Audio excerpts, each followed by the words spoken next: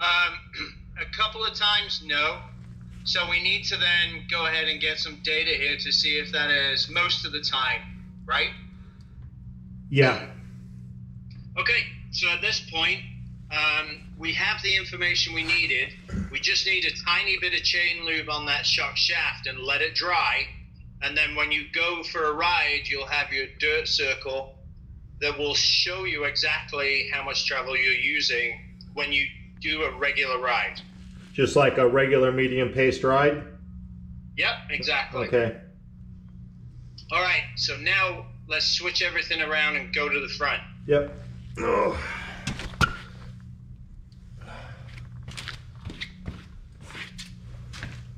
All right, and I had probably best on the stool here.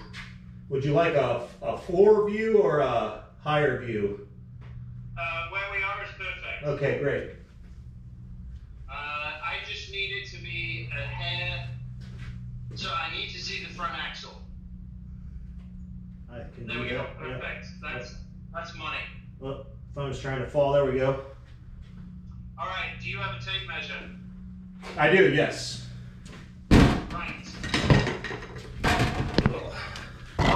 This is going to be an interactive GoPro video with multiple angles, like a Hollywood film. There we go. All right. Okay, so next,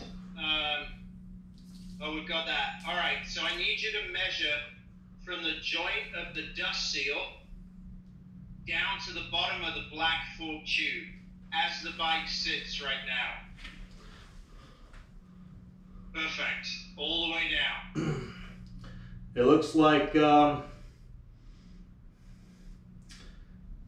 literally a hair over 8 1/4 inches.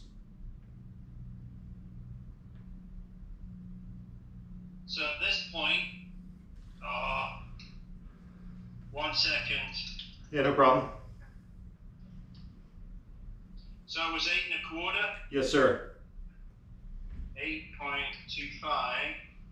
So that's roughly 210 mil. Go ahead, set the tape measure down. Now, with your left hand, reach up, push on the handlebar from the bottom so that you're pushing the bike against the kickstand and watch the fork extend. So you're going to push up. Yep. And against the kickstand. Yeah, it went up about 1 inch.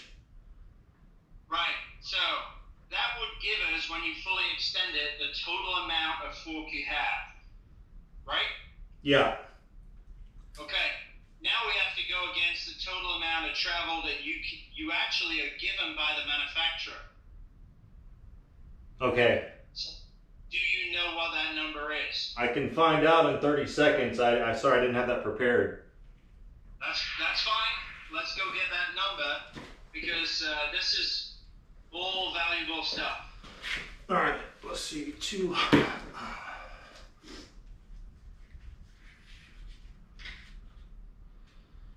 Front fork.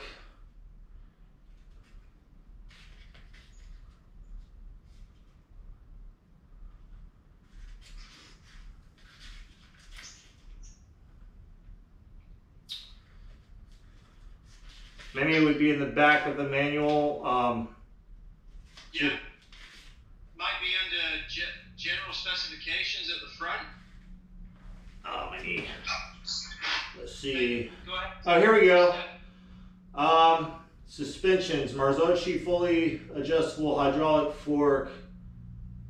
It says 170 wheel travel. Yep, 170 wheel travel millimeters. Good. All right. So the part there is we're looking at when you push and extend the forks another inch, which is 25 mil for argument's sake. So let's say we're at 230 millimeters fully extended. If your travel is 170, that means 50 millimeters up, or 2 inches, would be mechanical bottom. Does that make sense? Yep. Where are you on the, how much travel you got left? From yesterday, it's showing 3 1/4 inches. So your guess at being on bottom, now we have some empirical data that says we're actually probably not. I beg to differ. I just don't see how that's possible, Dave.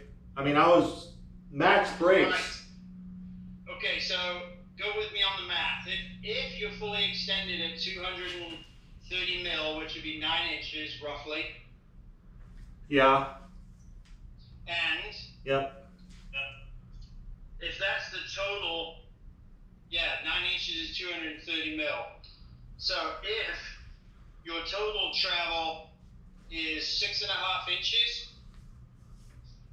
6.5 inches. Wow, okay. 165 millimeters. So why am I not using all the travel then?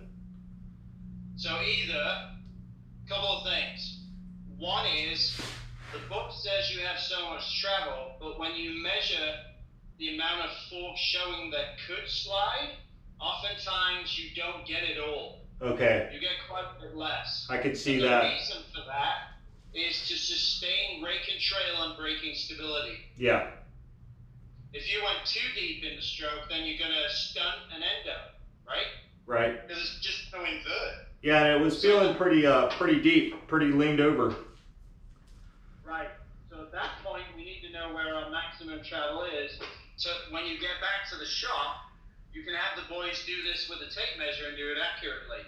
Sounds good, okay. Then you can use the silver marker board pen and put a dot on it, and then say, wow, I was nowhere near the bottom of travel. So the reason you don't get there is, one, preload is too hard, right? Your forks preload is so stiff you just can't get down through the travel. Right, gotcha.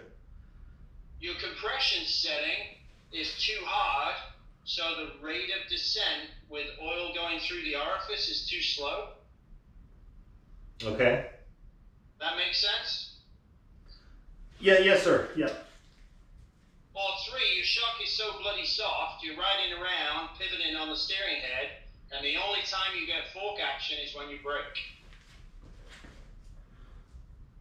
So those are the 3 reasons why you don't often find, especially with a shock that's really soft, that you cannot get anywhere near maximum travel on the forks. Okay. Where do we go from here? So at this point, tomorrow, you back in the shop tomorrow? Yes, I am. Right, so tomorrow you're going to take your GoPro and you're going to shoot, fully extending the forks, doing the measurement, marking bottom out, and comparing it to your line, right? Okay.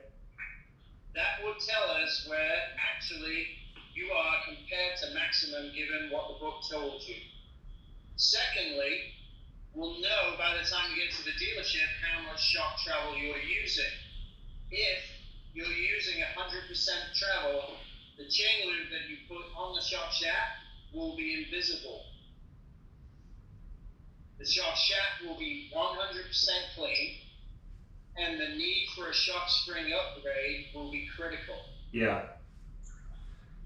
So the workaround would be the amount of fork that you've got sticking up above the upper triple flap. Right. You can see it, right? Yeah, and I did have a concern because one side looks slightly higher than the other one. Okay, so the other good opportunity here is, do you see a number of lines on the outer tube above the triple flap? On the outer tube on the outside. I mean, there might be some very faint ridges. No, that's the machining. So at this point, when you loosen the forks up and you push them through, most of the time there are engraved rings that are recessed about 0.5 millimeter in the machining that are still black anodized. So you may well be at line number 1. Okay. And it is invisible because it's hidden by the triple flap. Gotcha, okay. Yeah, I'm not seeing anything. Right. So once you've marked the forks, once you've got bottom out measured, once you've assessed how much travel you're using compared to what you could have, the next thing is a band-aid, and that is to push the forks through 7 millimeters, provided your handlebars allow that amount of clearance. You mean so that the front would lower 7 millimeters? Correct. Okay. Gotcha. So, most people understand lowering in different ways. You are correct, because what we're doing is moving the fork through to lower the front end. The other way to explain it is the amount of fork sticking up above the upper triple clap. Yeah. Must increase by 7 mil. Okay, there appears to be enough room for that. Okay, so what we're doing while you wait for the shock ring is doing a band-aid on the geometry of your bike, because it's sat like this, and we're going to bring it to there. Okay. We're just going to flatten it out. So there's lots of ways to make something work in the interim while the correct fix is acquired. That's going to be 80% of the end result, I think, because I'm not sure how likely it is that I'll follow through with getting new springs and whatnot. Okay. So whatever we can do like it is would be preferred. I might be trading it in a year and a half anyway. I might get the SP next time. So whatever we can do within reason. So we've set the shock up. We've got homework with the front forks. You're going to change